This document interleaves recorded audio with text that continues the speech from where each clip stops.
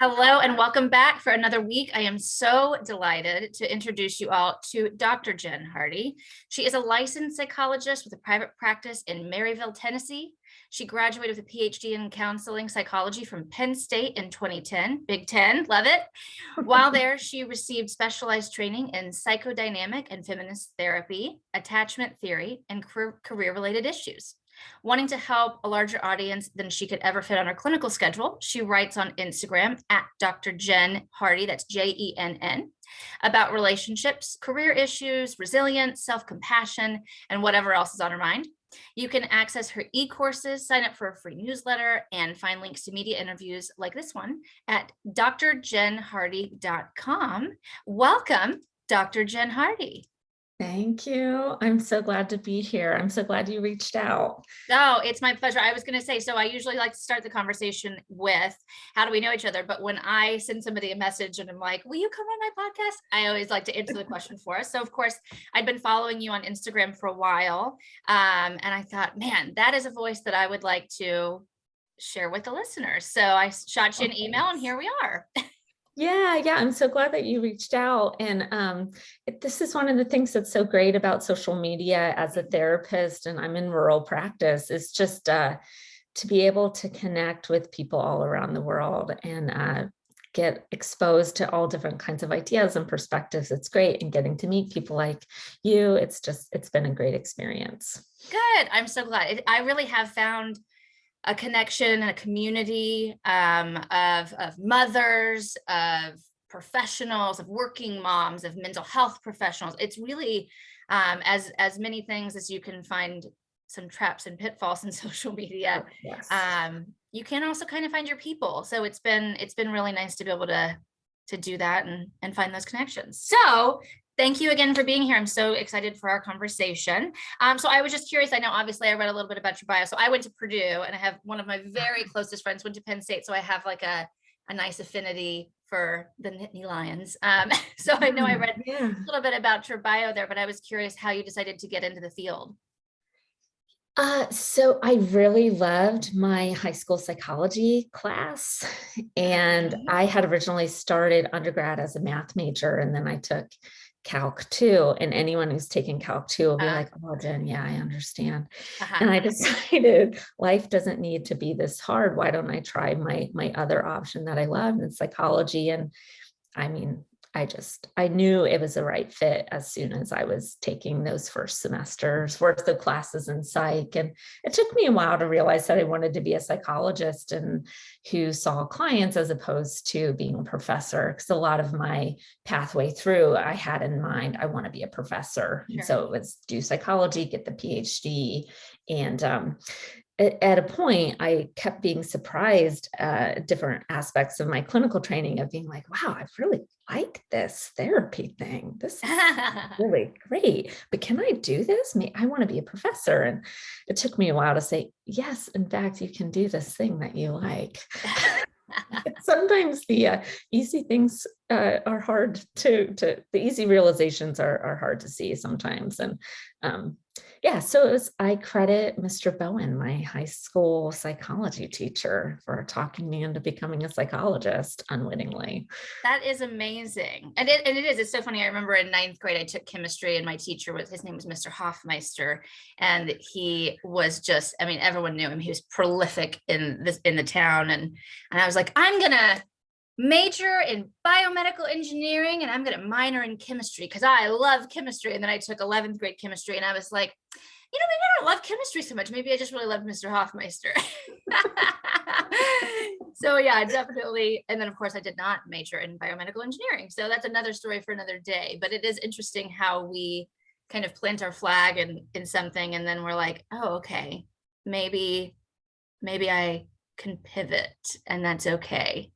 Yeah. And I was a high achieving student. And as a woman, as a girl, I was very aware of there not being, as many women in STEM fields. And I thought, if I can't do it, I have to do it. Right. And I put a lot of pressure on myself to like, psychology is not quote a real science because it's a soft science. And saying, oh, I'm not allowed to because I'm someone who could do this other thing. And I thought, you know what?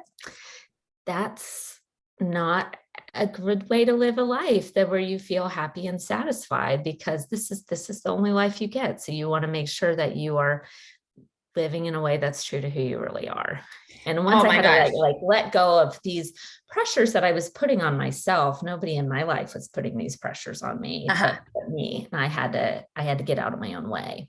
I love that. Get out of your own way for sure. I love how little Jen is like taking up the mantle of woman power and an intellect and saying, I have to be in STEM and in real science, air quote, real Yeah. science. Uh-huh. Yeah.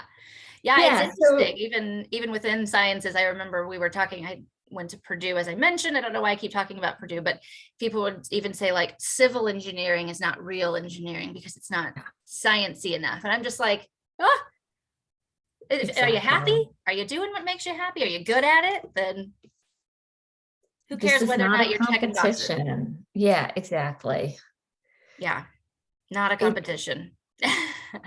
and so like big shock, I end up leaning towards like feminist and systems theories, because I could see how the societal, the personal is political. I could see how that played out even in my career decision of being influenced by social forces. And it wasn't family forces, it Mhm. was what I perceived, social forces at play. So anyway. Yeah, I actually thought about that as you were talking. I was like, and she specializes in feminist therapy. So yeah, that that tracks. Yeah, yeah. Oh, that's so funny. I love it. Yeah. So what also I was curious about what drew you to kind of the psychodynamic therapeutic framework as well. Well, so you went to Purdue, so you've heard of Ball State. That's where I got my master's degree. Yes. Oh my gosh, Yeah. the Cardinals. I love it. That was such a great program. I hope it is as great as it was when I went there, because they were fabulous. Oh, good. And I got my master's in community counseling. It was right around the time that master's level providers were getting independent licensure. And I had Mm, opted for the non-licensure track because it was a little faster. And again, I was still like, I'll be a professor and I won't need this license. But I was able to do my clinical internship at the University Counseling Center. And it was in working with those psychologists who did really lean in this psychodynamic and feminist leanings, this blending. And it just felt like such an intuitive fit. It just mhm. felt right. It mapped into my world and my understanding of myself to say, yes, I was heavily influenced by my family growing up in terms of how I look at the world and how I look at myself. And so I can't ignore that that is the case.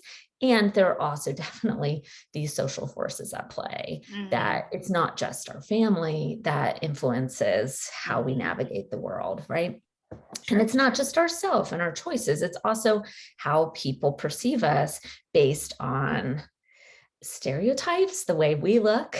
Um, and so that influences how we negotiate the relationships in our life. So I would say, how did I identify with those theoretical orientations? I had some really great mentors.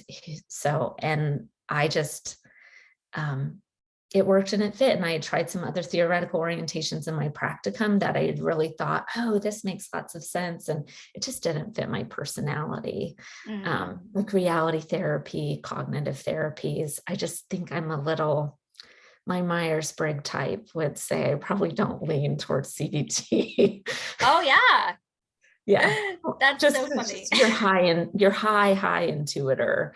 And so I'm like, no, we can't just be looking at like little data and snippets of speech and thought. We have to look big picture. And yeah. Yes, absolutely. And it's interesting because I think a lot of people might view CBT as kind of like, I don't want to say gold standard because that implies that it's like better, but I would say it's kind of ubiquitous, right? Like that's Mhm. where you see um a lot of professionals kind of fall into well, if you think about it and then how you react to it. And so it's really exciting for me when I get to hear people who have such a passion for something kind of outside of that Yeah. scope.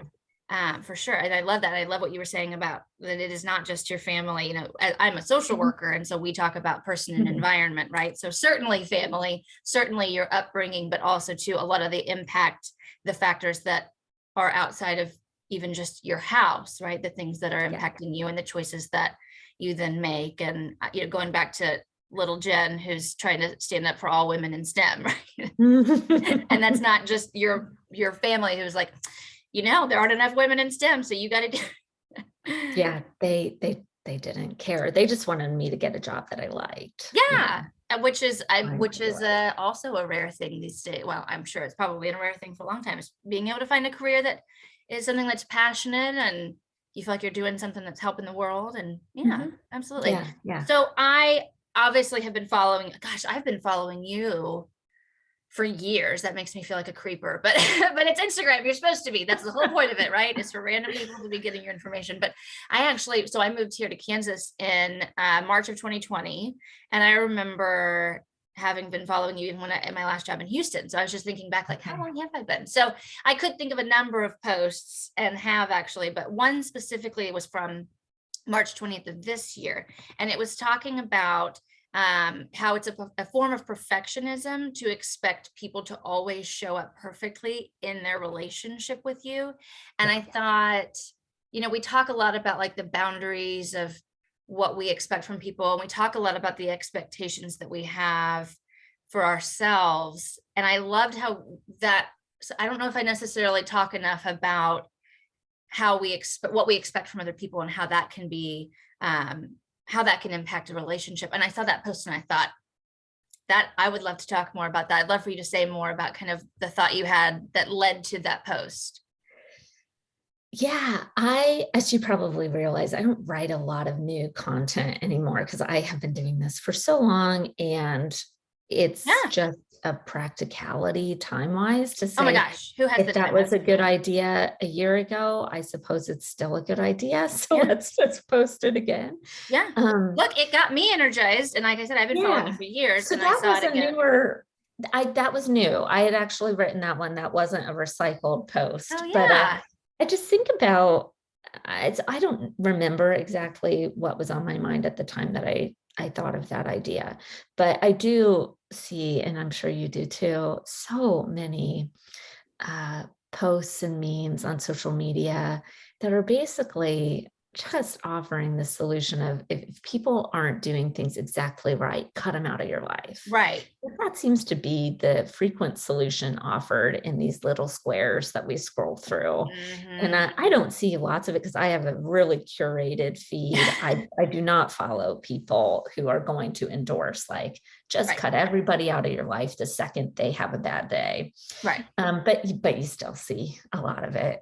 Sure Um, do. You sure do. and and I just don't think that that's realistic in relationships. And one of the things I love about being a therapist is I get to pool the collective wisdom of so many people that I meet in my office, or through my screen with telehealth, and realizing just the range of what can happen in relationships, in our own experiences, and saying, yeah, maybe what we don't need is more like rigid rules and estrangement. And what we really need is saying, how do we find relationships that are good enough, that aren't feeling Yeah. like we're settling, and that our needs aren't being met, but that it's like realistic and sustainable, that people can show up for us in the ways that we need them to over time. Mm. See, and I love that. I love that so much, because I do feel the same way. It's operating in the gray space. Or I had a supervisee once who called it the rainbow, right? Like, we don't have to operate in black and white. We're operating the rainbow. It's not somebody can't give me everything that I need, so cut them off. It is definitely not being a doormat and letting people run all over you, but it has to be able to find somewhere in that space in between. And I do find that I think the pendulum has swung in the self-care so far, sometimes in some areas where there is a lot of that, like, well, they're not worthy of your time, cut them out. And it's like, to expect, we talk about, perfectionism and shame for ourselves, and how we're trying to stop expecting that perfectionism from ourselves so we can cover the shame, and getting past that. And yet we also now are expecting a lot of other people to be able to show up and do something that might be an unrealistic expectation. And I feel like we need to talk about it more, to figure out, and Mhm. each person each person is different, and each person's relationship with each different individual in their life is going to be different within functioning within this rainbow. Yeah. But figuring out what that can look like and giving people grace to say, like, that's not what I needed from you right now. And also we can continue on in this way and another way. I saw that and I've just been thinking about it since March 20th. I've been thinking Oh, about good. it. Okay, this is going to date me, Meg. Maybe you know this reference, maybe you don't, but like I am old enough that I watched The Real World when it first was coming out. And thought it was like Yes. the best thing. And I remember one of their taglines is, I'm going to get it wrong because I always don't quite remember lines correctly, but it's like when people stop being nice and start being real. And I think if we're expecting such perfect responses from everybody, and we are putting pressure on ourselves to always have these perfect responses, right? Like that, like stop being nice and start being real. When do we ever get to kind of exhale into relationships and say, I am safe with this person. They can see me on a bad day and they're still going to care about me. Yeah. And that other people can feel safe enough around us to settle in and say, okay, if I have a bad day or I forget Jen's birthday, she's not going to say she's done. Yeah. Cut out. And I just think the perfectionism is just going to breed so much feelings of insecurity and mistrust and anxiety in relationships. It probably doesn't help us show up in an authentic way with the people in our lives. Yeah. And that's true. It's where do we find that safe space? I mean, I find myself, just so kind of terrified of cancel culture these days. And so, it's like, you don't want to be canceled by your friends. Like, I forgot your birthday. We're done. Shut it down. Right. And so it's like, I worry about how do I get into a space where I can show up or ask questions or feel dumb, right? Or get things wrong. Right. Yeah. And that's tough because you feel like you have to, in certain situations, uphold this, level of intellect or this level of caring or this level of creativity or this level of compassion. And yeah, I think I love what you said though. Like, when do we just get to exhale into the relationship? Mm-hmm. Yeah. Say, all right, I can trust this person's going to stick with me, Yeah. even if I get things wrong. So what we haven't said, but I know you are thinking, and just to make clear, we're not talking about abusive relationships. Oh, yes. Let's be very clear. Is violating yes. you. If there is a violation, you do not need to keep saying, well, but I'm supposed to forgive. No, you are allowed to draw a hard line. But I think what can happen is this amping up of things that happens in social media around suddenly now everything is abuse. And they would say, yeah, them not calling me after my job interview, that's abuse. And I'm like, no, it's not. Right. And I'm glad that we're talking about that and distinguishing of like, yes, of course, if you feel abused in a certain way, that we have historical knowledge that people are like sticking it out and they can change and I owe them something, right? So of course that's not what we're talking about. Yeah, but you are right. It's we've appropriated the definition of gaslighting. Right. I mean, it's just really interesting to see like, oh, well, you're telling me that I'm wrong. You're gaslighting me. And it's like, well, no, but people can have different opinions and that's okay. Or it's not abusive that you forgot to call after the job interview. Perhaps I think it's very helpful sometimes to try to put ourselves in other people's shoes, to be like, I wonder what's going on with them that they weren't able to show up for me in that space. And I think it is nice when you can have that. I'm going to use the exhale into the relationship, like to be able to sink in and be able to say like, I wanted to tell you about my interview. And then if the person give them the opportunity to talk about, oh my gosh, I forgot because this happened in my day. And rather than me coming and hollering at somebody and causing a rift and then finding out, oh, I got in a car accident, or, heaven forbid, whatever it might be. Yeah. Giving them the space to be able to have that conversation. And then if they just completely forgot, and talk about what that means to you in your own relationship of like, it's important to me that I'm able to count on you to be excited about certain things or whatever Yeah. that looks like. But it's okay to have expectations, and it's also okay to give people grace. And what you are also speaking to is, assuming that we will be in perfect in relationship is Mm, also assuming the really healthy expectation of mm, there's going to be rupture mm, and there needs to be repair. And when mhm. ruptures happen in relationships where we get things wrong or we hurt somebody, Yeah. it is our responsibility to work to repair that. Mhm. And I think that's the piece where it's easier for people to cut someone out than to have the hard conversation. But think about Mhm. how much they lose in the long run. And Yeah. yeah, it's just the cycling through of friends or the breaking up and getting back together of friendships over time Mhm. because you've sort of burnt through all of your friends because either you've made a mistake or they've made a mistake or there's a Mhm. perceived failing, and then you've run out of people and you got to go back around to the others that you had previously Right. cut out. Yeah. It's kind of a disposable culture that we are in, which I mean, I think we could talk about Earth. Is it Earth Day today? Actually, now that I'm thinking, the day that we're recording, obviously it won't be the day, but that was a parallel that just popped into my mind of, we talk about recycling through, right? And we are in a kind of a disposable nature of, well, what have you done for me lately? And okay, well, I'm done, then bye, and kick them to the curb. But yeah, it is. I think it's a kind of a keyboard not warrior, sorry, warrior mentality as well. Of a lot of times, and with the pandemic, sometimes out of necessity, I think we're so used to digital communication and texts and just stopping, and we're not really in that space where we're communicating as much. And so maybe it might feel easier to just be like, well, then I'll just let it They're go. done. Yeah. Yeah. And we've all been through a lot in the last few years. Yes. So maybe we're not functioning with much emotional reserve.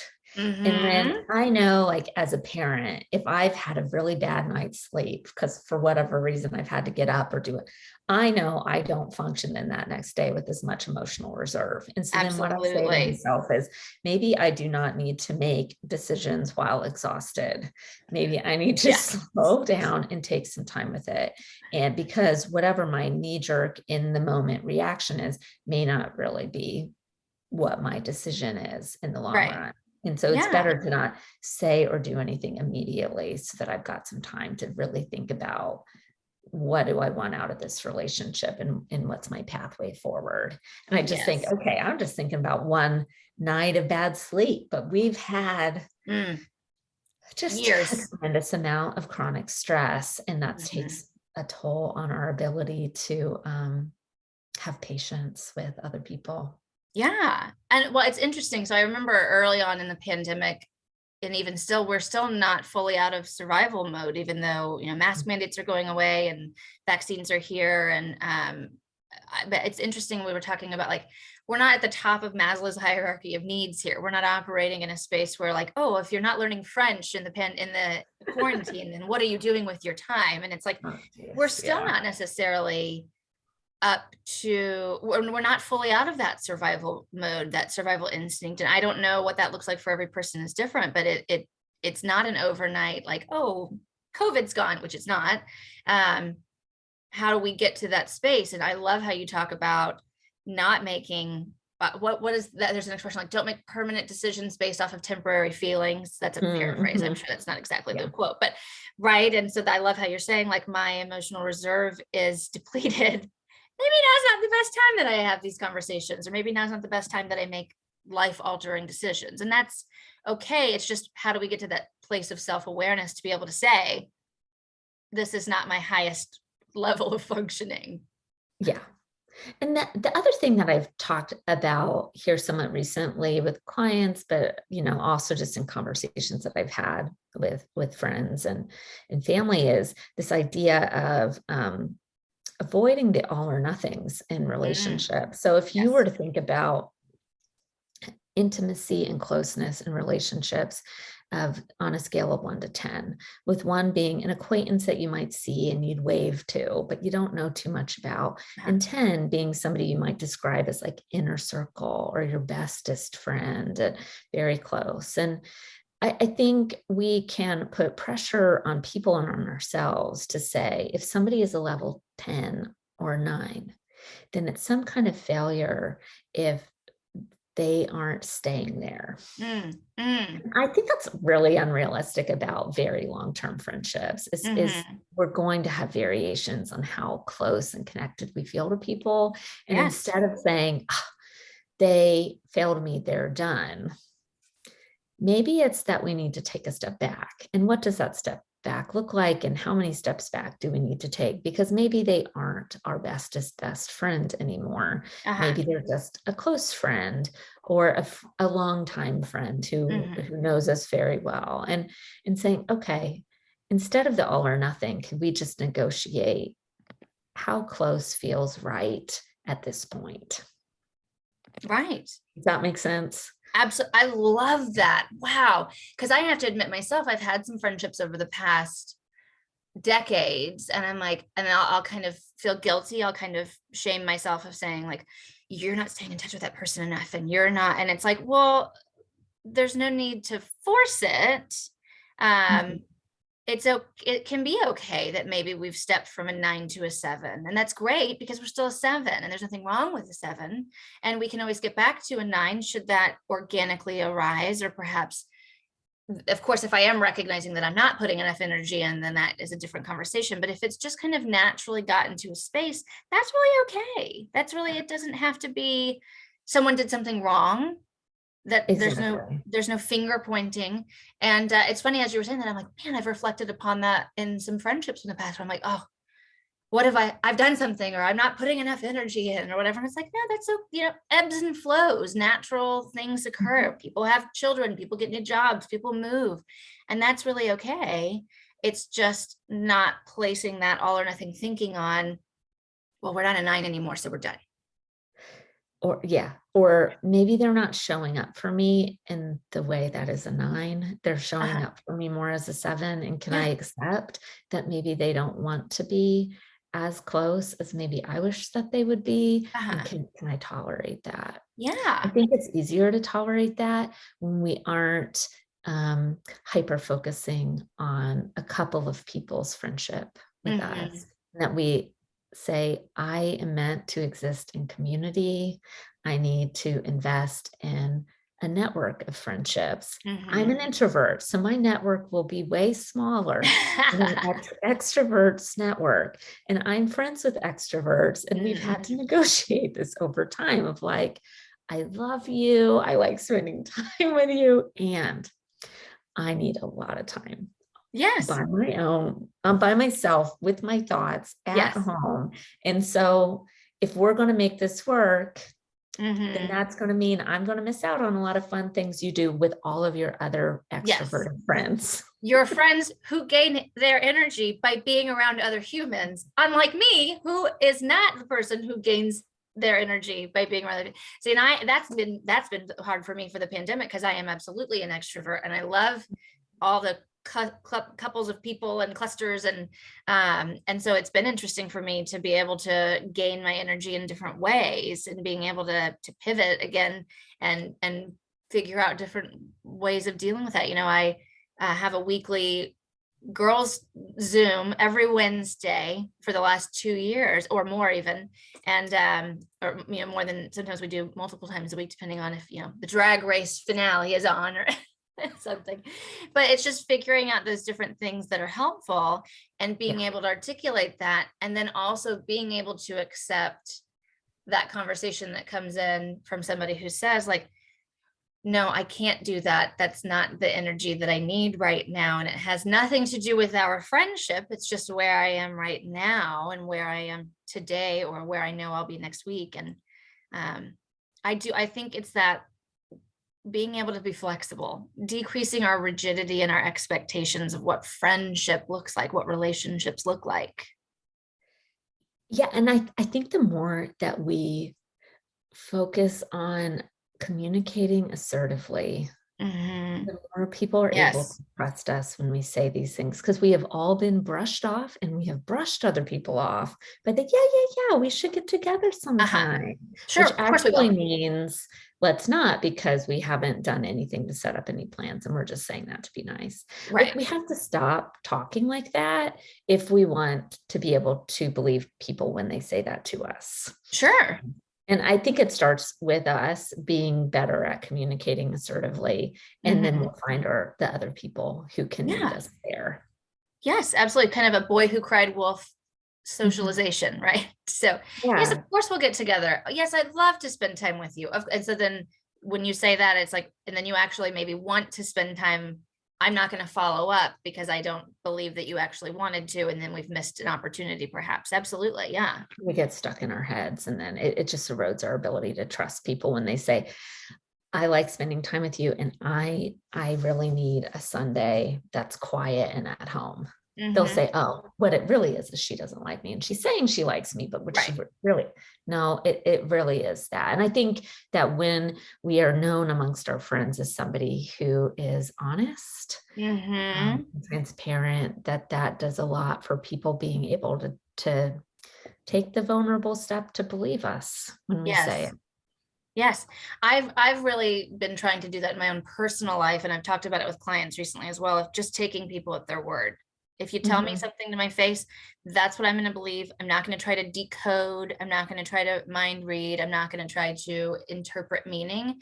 If you need something from me, I hope that I've shown you that I'm open enough to be receptive in Yeah. various ways. So if you say something to my face or, over Zoom or text or whatever, I'm not going to read between the lines. I'm going to take you at your word. And if you need something else from me, then I need you to say, and I need this from you. Cause I'll get random text messages from people where I feel like maybe they're fishing for drama. Let's just leave it there. But that's not, and I'm like, and I'm going to respond to exactly what you said to me. And then if you need something more, I'm going to need you to say more.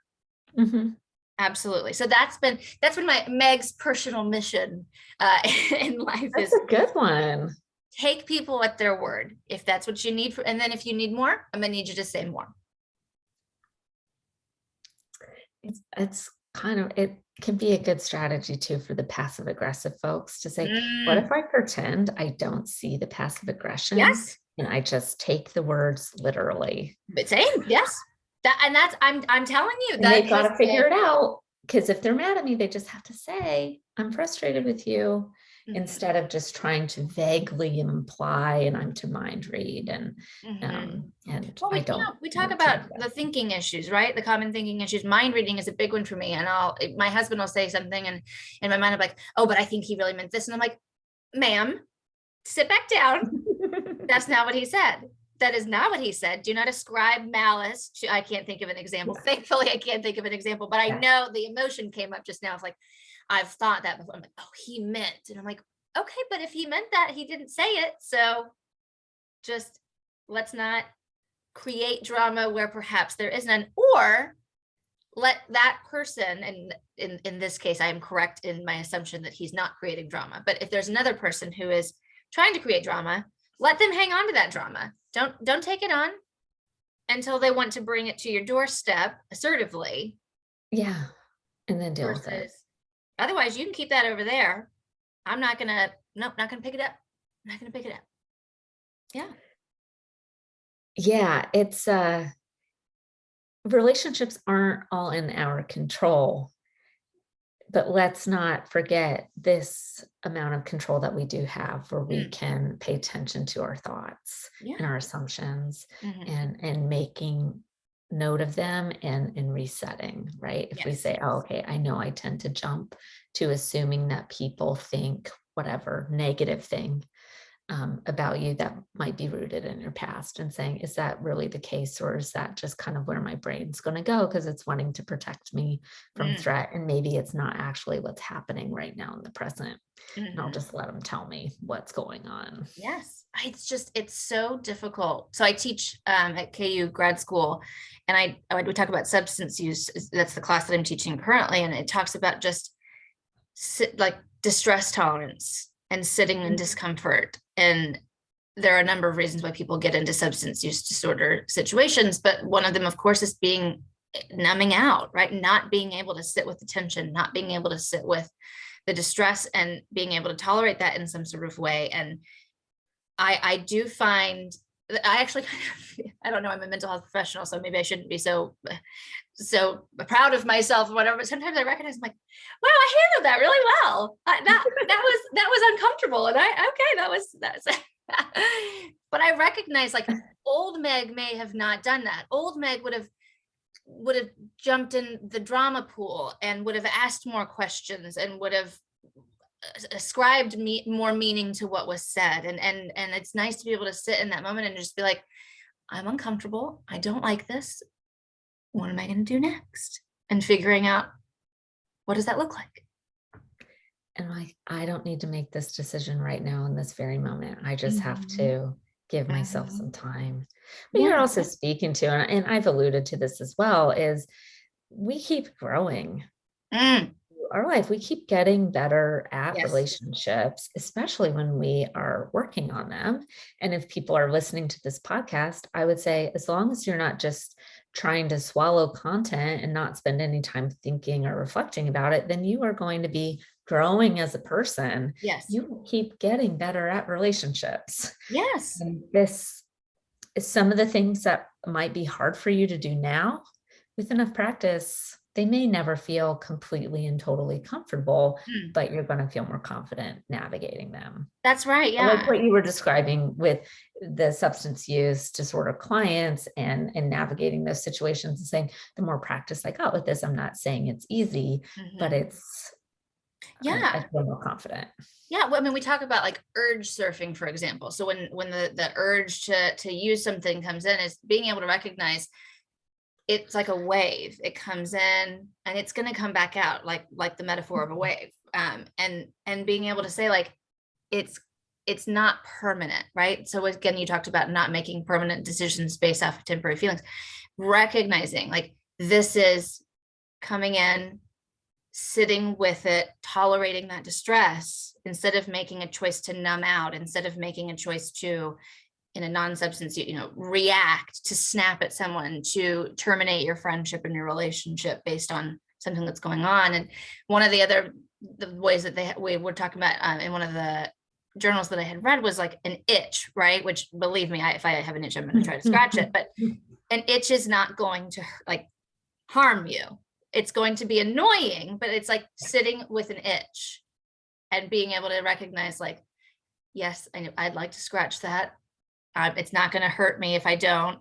And then, but of course, we want to immediate gratification. We want to fix things. We want to get away from the distress. We want to figure it out immediately. And that sometimes is not what we need to do. Sometimes we just need to sit and be still and think. Yeah. Well, and what I add when people are having these type of trauma reactions of wanting to dissociate or numb out is saying, understand that these are trauma reactions. These are rooted in that was a way your body could cope with an extreme situation. You are not necessarily in that extreme situation anymore, but it makes sense that your body is going to go to these strategies that helped you to survive. And so rather than piling on shame and guilt, can we approach ourselves differently? And one way we can do that is to understand. When we can understand better about why we do the things that we do, then we can say that there might be other things that would work better than this, because relapsing, using a substance that creates more trauma for me potentially. Right. Truly. Life harder, not easier. Absolutely. Short-term fix for a long-term issue. Absolutely. And we do talk about that too, kind of pathologizing, certain techniques of things that we've done to deal with the stressors and traumas of our life's big T, little t trauma. And those were things that were our survival mode. And now, as we're trying to evolve past that and get out of survival and into more of a thriver mentality, is figuring out, recognizing that self-awareness piece of, oh yeah, I do that when I do this maladaptive behavior because it served me in the past. And now when these things happen, what other option might I be able to do that will be a healthier choice for me, obviously. And then of course, perhaps in this conversation, in my relationships as well, certainly. Yeah, yeah. And what I've appreciated over time for myself is when I find certain symptoms or issues cropping back up again, then I can say, oh, this is my body telling me that Mm, I'm going through something that's hard mm. and I need to be taking care of myself. Yes, I Because I do. don't normally have those types of draws towards those symptoms anymore. And so if these things are happening, then I need to pay attention and take care of myself. I love that. I actually was listening to a podcast and someone was talking about like my anxiety. Okay, anxiety, what are you telling me? What do Mhm. I need to know? Yeah. Yeah. And Like, instead of immediately trying to get rid of it. What is it? What I gotta get rid. Instead, it's like, we'll take that moment. Certainly no one enjoys sitting in an anxious moment or whatever the negative emotion might be, but what is the body trying to tell you? And I and I think that's observe. Yeah. yes, yes. And it is again having them taking a breath, taking a moment. What am I trying to learn from this moment right now? Absolutely. Yeah, So how did we get here? I'm not sure. This is like what happens with two therapists in conversation. We just exactly. trust the flow.